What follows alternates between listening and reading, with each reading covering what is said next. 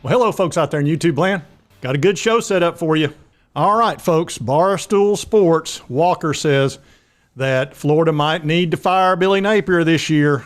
I just want to go ahead and give a warning. If there's any Florida fans going to watch this, now's your time to turn it off because this could upset you. All right, so you've been warned. Just walk away. Just walk away. That's right. Just walk away. Now, folks, Florida, look, we need to cut them a little bit of a break. They're coming off 2 losing seasons in a row.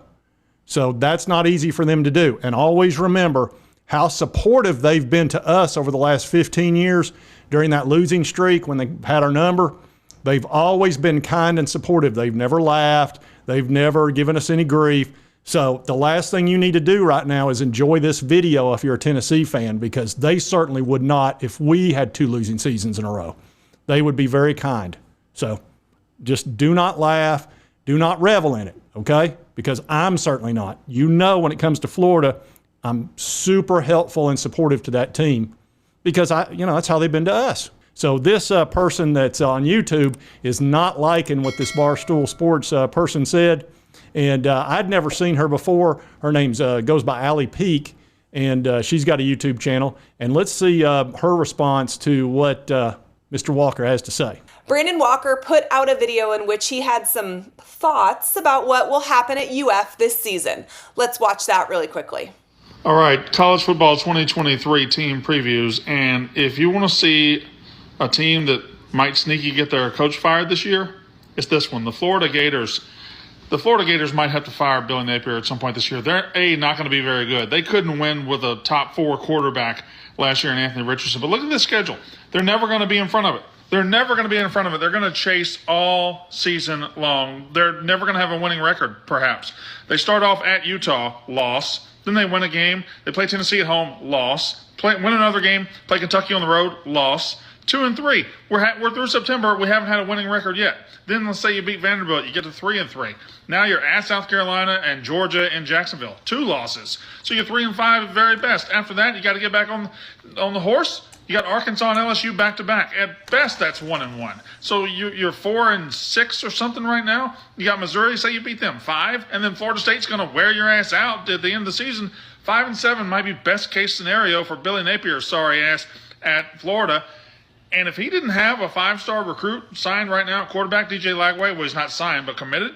If he didn't have that guy committed, he might get fired. Like if that guy decommits and he goes 5-7 or 4-8, which he's going to, he could get fired. I can't believe they fired Dan Mullen for this crap.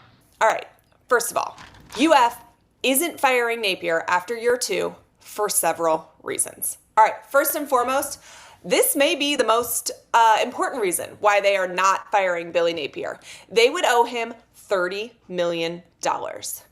You are going to see a theme amongst Florida YouTubers that their biggest reason not to fire Billy Napier is because they owe him too much money. But let's continue down this path. Is still paying out previous coaches.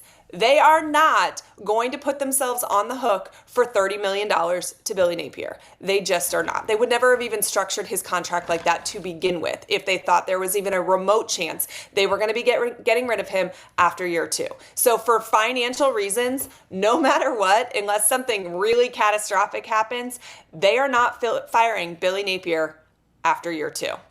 They don't want to owe him $30 million. Okay. But another really important reason why they're for sure not firing Billy Napier after this season, regardless of what happens on the field, is that 2 years is not enough time for a full rebuild. The University of Florida believes that this program needed a full rebuild. That is why they brought in Billy Napier. Billy Napier is a very different type of coach than the last several coaches that UF has employed. Billy Napier is a CEO. He is someone that is going to restructure the program from top to bottom. He has begun that process. He began that process day 1 when UF brought him in, okay? We are seeing the type of CEO he is, and he's having great results with that. He restructured how his staff is. We talk about the Billy Napier Army, the recruiting army. It's true. He has so many people working for him. He doubled or tripled the size that Dan Mullen had underneath him. He has been incredibly innovative with social media. He has been innovative recruiting-wise. He has demanded a lot of changes from the moment that he was hired that he got from the university because this is their long-term solution. They are willing to buy into Billy Napier's long-term vision, which includes giving him enough time to actually build out that dream. He was also hired because UF believed that Mullen couldn't recruit at the level that UF needed. All right, so now they're into the second argument, which is you can't rebuild a team in 2 years. And look, I understand that. Brian Kelly made it clear it can't be done in 2 years. It can be done in 1 year, but not 2.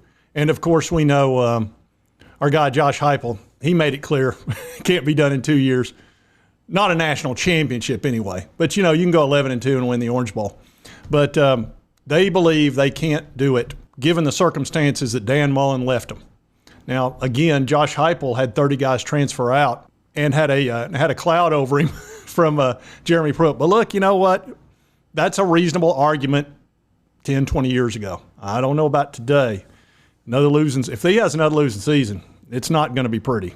But let's see this business of being on the hot seat. I've showed you this once before. This other YouTuber, he's not liking it either. Here's the thing.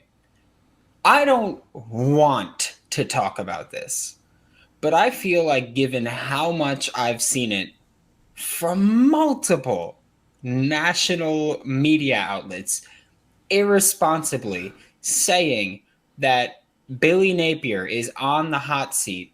I mean, that narrative being pushed, for me at least, is the dumbest thing I've ever heard. It is the most moronic thought that I've ever heard of. Can we also talk about how stupid you have to be to look at just Billy Napier, go, Billy Napier had the 4th overall pick at quarterback and only won 6 games. You're a moron. I almost just threw an expletive at you. You're a moron if you say that. Now, that was a previous video that I had done. That's just some clips from there. But the one from Allie is brand new. I think that was like yesterday. So the Florida Gators are very touchy about this.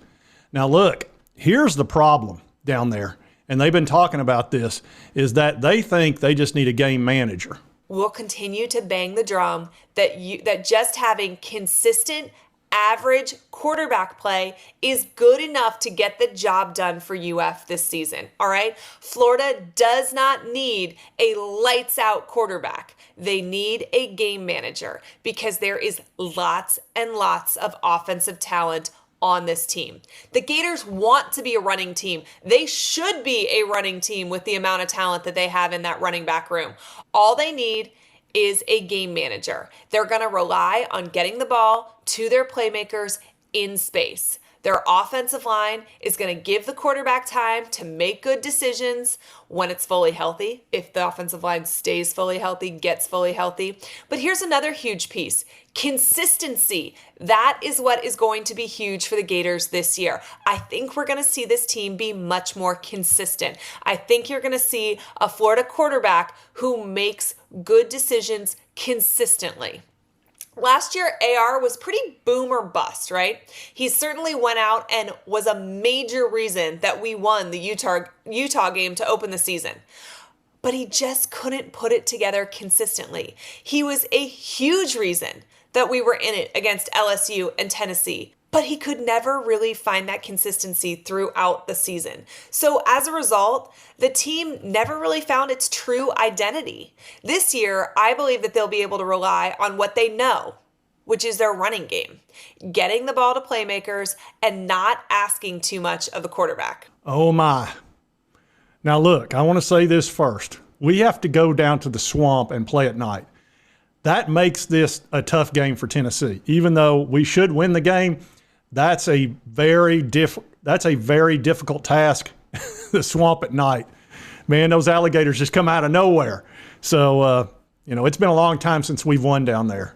I was hoping it'd be a noon game or a 3 o'clock game. But anyway, if they think all they need is consistent average play at quarterback with that team and the talent they've got, look, they're not Alabama or Georgia. Those two teams can have that and get away with it and win 10 or 11 games. Florida is not going to win a whole lot of games with an average quarterback. It's just not going to happen. That's one of the reasons why I really think Billy Napier is on the hot seat already. And yeah, there are 30 million reasons why he shouldn't be. And Jimbo's got 90 million over at Texas A&M, so he ought to feel real safe. But I can tell you this much. If they have another losing record and they go out there with this average play quarterback thing and they're just going to run the ball, that's going to be tough in the SEC. You could get away with that in the ACC or Big 12. You're not going to get away with that in the SEC. You'd better have really good quarterback play. And they had a guy last year that was a problem for almost every team he went up against, and that was AR. He was a running threat all the time. And if he got hot with his arm, he could be really difficult to deal with. But what they've got now are a couple of guys that aren't really big-time scramblers. They got, I believe it's Jack Miller and Graham Mertz. And these are guys who, I'll show you their numbers. And look, I'm sure he's a nice fella, but 19 touchdowns, 10 interceptions, 2,100 yards. And this is pretty much what he's been. He's been in the high 50s as far as a percentage and a lot of interceptions. One year he had 11 interceptions, only 10 touchdowns. So that's a problem. And then Jack Miller, he played one ball game. He threw for 59%, 180 yards. I believe that was the bowl game, and they scored 3 points. So they've got a couple of transfer guys, which I believe Miller was a transfer guy too. So if they're wanting average play, they've got themselves lined up for it. So I'm not seeing it. I'm not seeing it here, Lloyd. She must be unlisted. It's going to get rough, I think. So I thought you UT fans might want to watch that. And again, I'm hoping that the Florida fans didn't go all the way through this and upset themselves. Now, look, you know how I am about Florida. They don't upset me very much. They're not Newman to my Seinfeld. Hello, Newman. Hello, Jerry. Not at all. Anyway, if you like this content, be sure to and by the way, I hope the Vols win today at 6 o'clock. 6 o'clock game with Southern Miss. Should be a lot of fun. They got a chance to go to Omaha. Omaha! Omaha? Omaha! Omaha! That's right. Peyton knows. And if you like this content, be sure to hit that like button. Lets me know to continue to cover the Vols and SEC, Florida, Alabama, everybody that I feel like covering that we have to play against. And if you've not subscribed, it's on the right, my left. Just boom, hit that little button. Just do it. Cost you nothing. Helps me out. What are you waiting for? Snap out of it. And right over here is my most recent video that YouTube thinks you'll love. And we'll see you next time on Sports Talk Jay.